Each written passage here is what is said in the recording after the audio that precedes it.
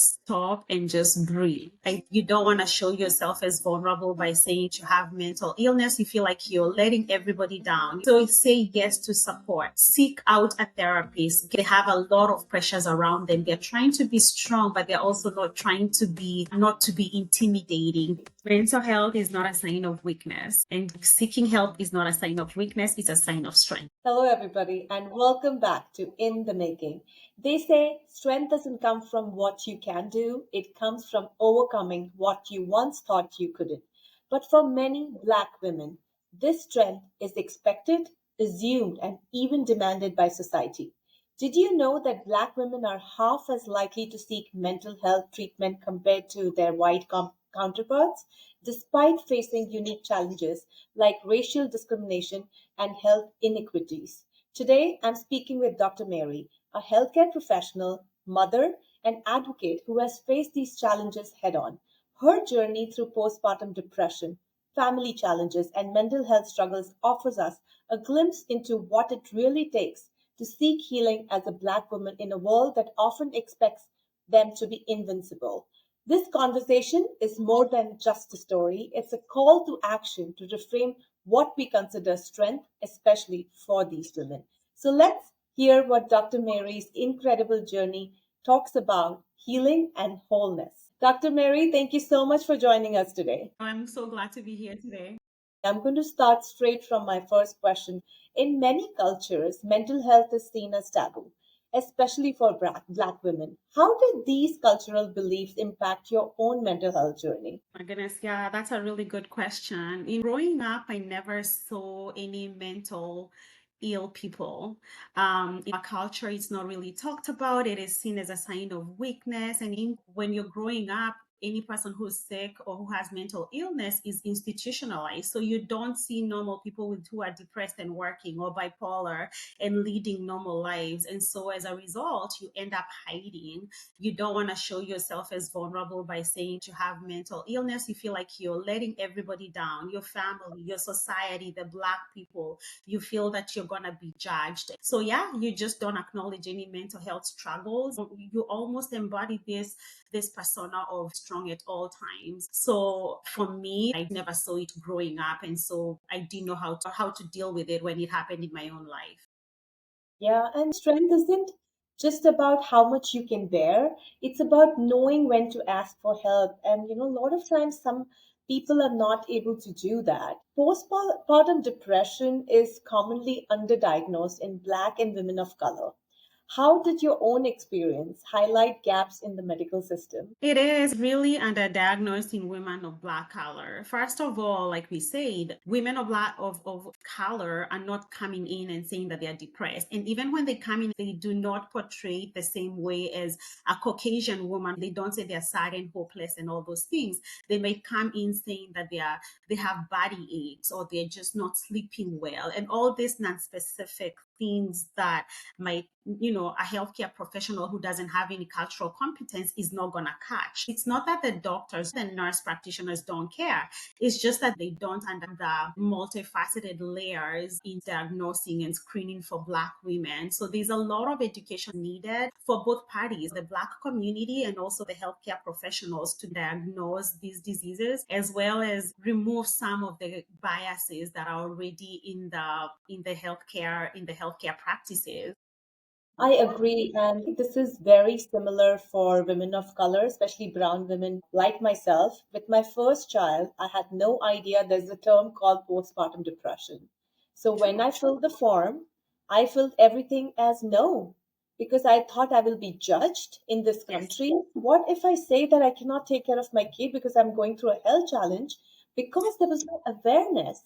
We have much more awareness now in today's world, and like you said, true healing begins when we allow ourselves to say, I'm not okay, and that is okay.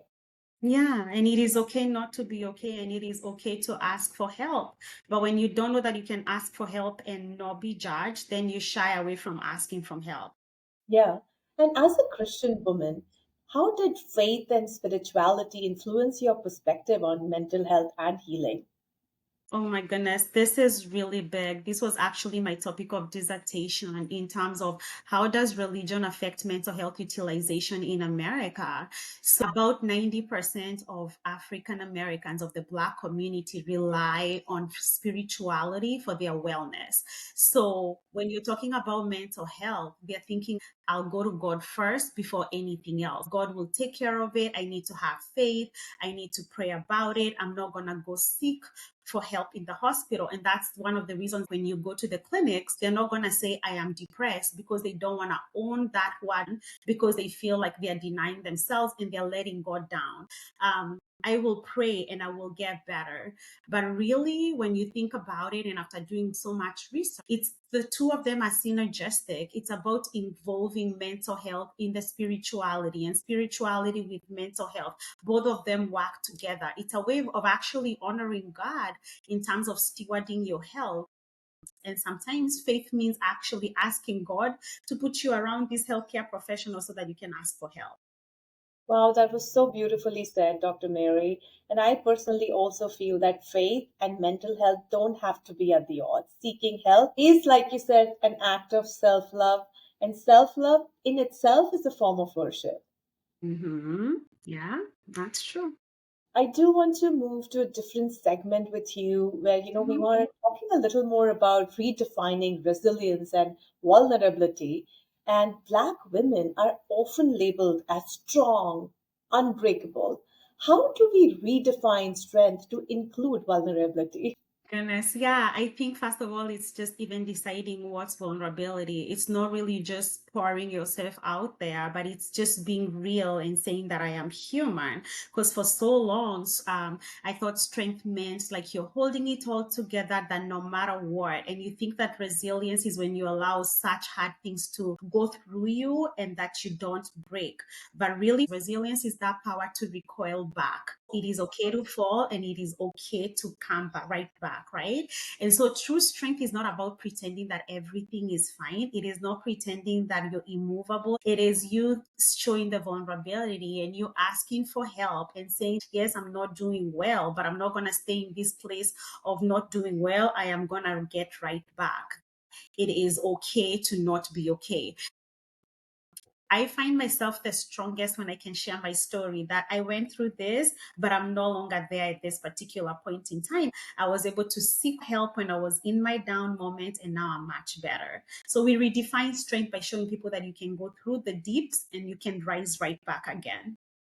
Absolutely. Do you want to share any personal moment with the audience where you felt really, really vulnerable and it was a defining moment to find that resilience within you? I found myself really vulnerable when my child was sick. And he was only 18 months and he had to go for this really, really big operation involving his cranium. And give the fact that I love control and giving my child away to the anesthesiologist and having completely no control over that situation, that was a moment that broke me completely. I want to encourage a lot of women, no matter what you're going through, when you let go, that's when you're able to heal. Ignoring your pain is not going to make it go away. It's just going to build up. I remember just falling down and just breaking down and crying on the floor. And that was really good because then I'm able to let other people help me and let other people carry me during such moments. Wow, that was so nicely said. And you're right, because when we speak about and address this openly, it does shatter the stigma that has kept us and so many of us silent for a very long time. And I love your story about, your kid. And as mothers, our biggest trauma, our biggest concern is always related to our child. We want to keep them safe, we want to keep them protected. And like your story really deeply talks about the fact that when we are not in control is the time sometimes when we have to keep that faith alive. And that's the time we also have to give faith to other people who are taking control and trust them and trust our instincts at that moment that the child is going to be safe. In your journey, Dr. Mary, through postpartum depression, a child's illness, and divorce is heavy.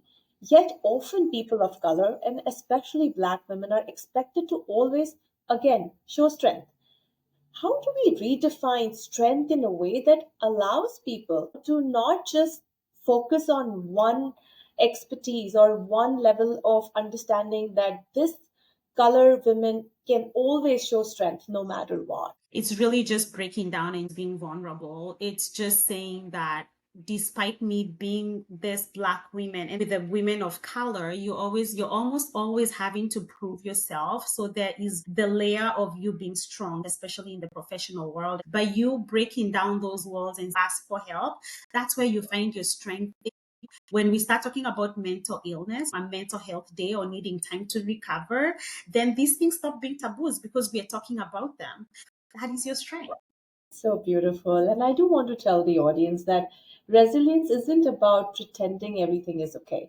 For me personally, resilience is about showing up every day, even on the days when it's impossible. As a healthcare professional, how did you reconcile giving mental health advice to others while managing your own challenges?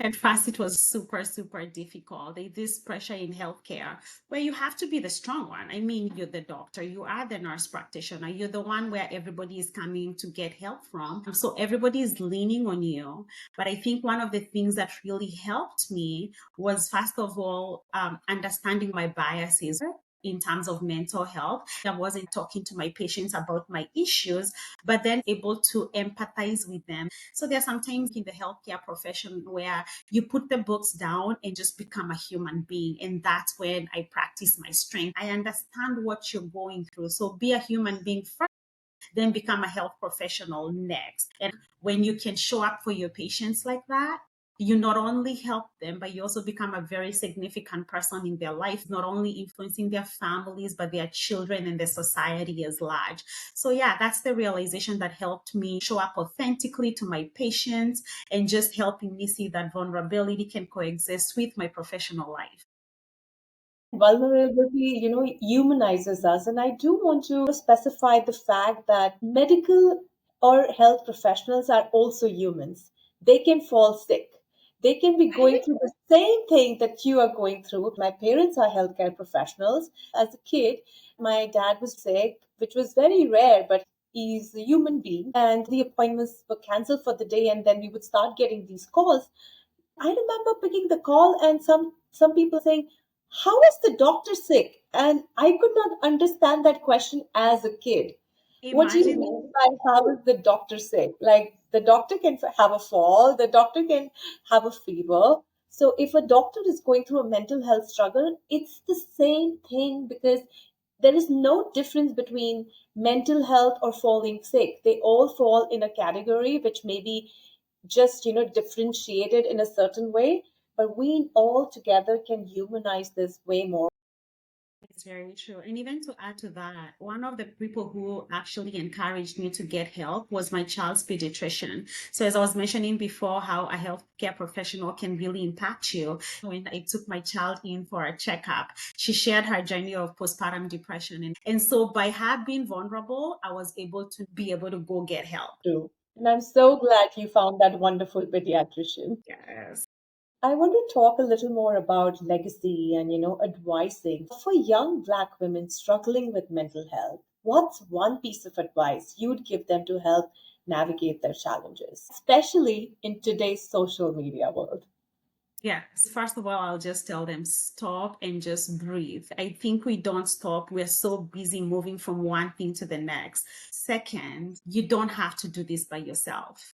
You are created in a community because you need people. There's this common belief that we have to deal in silence, that true strength comes from doing it by yourself, but that is not true. Your strength will come from needing support and allowing other people, friends, family to help you. So say yes to support. Seek out a therapist. Get your trusted friend, your trusted group. Get your church involved. Don't be afraid of prioritizing your own well being. Get a day off from work, rest, breathe, and take up space in your own feelings. You deserve to heal just as much as everyone else. And to all the women just struggling in silence, just know this, that you do not have to do this by yourself. Seeking help is not weak, it's actually the bravest thing that you can do.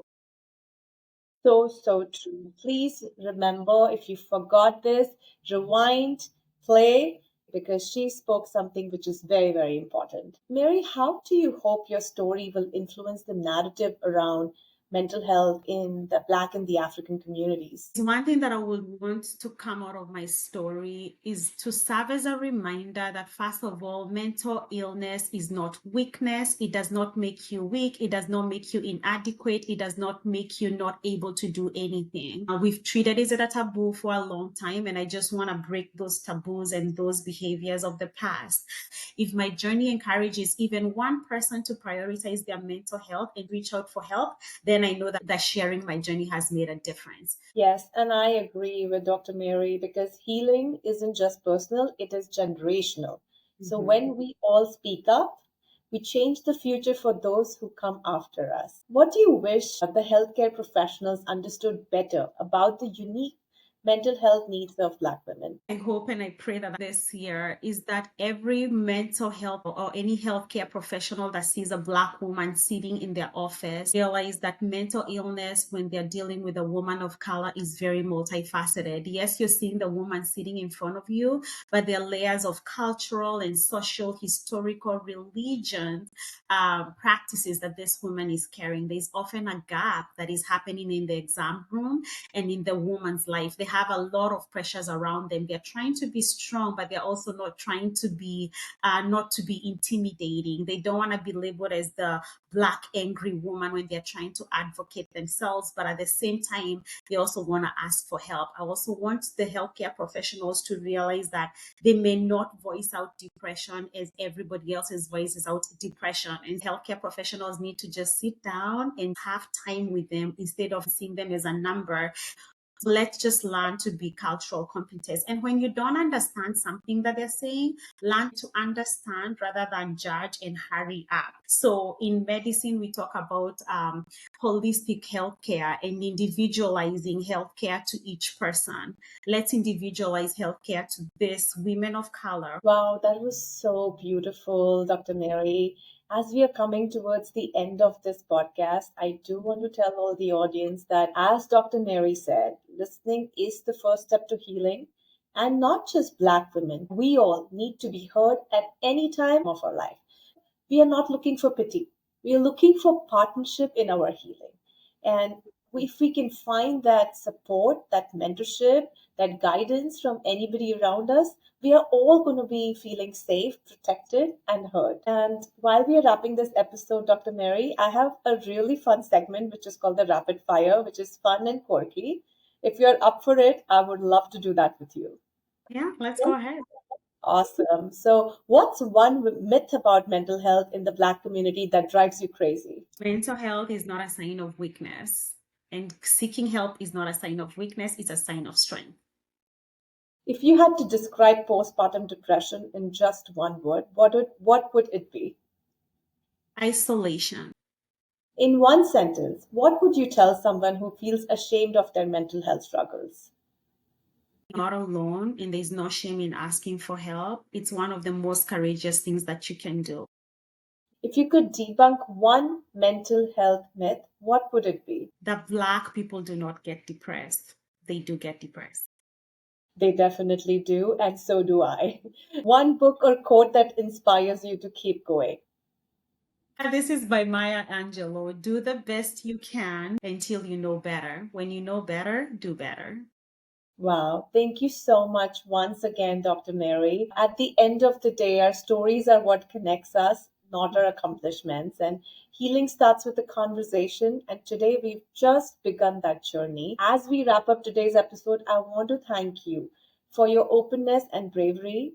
Your story is a powerful reminder that healing isn't just a linear journey. It's messy, it's complicated, and it requires us to look within us and around us. If there's one thing I hope you all take away from today, it's that vulnerability is not a weakness, it's a doorway to healing. Whether you're a healthcare professional, a mother, or someone quite struggling, remember that's okay to reach out. To all our listeners, let's keep these conversations going because healing begins with a single courageous step towards openness. Until next time, take care, be kind to each other, and don't forget to follow, share, and subscribe. Thank you.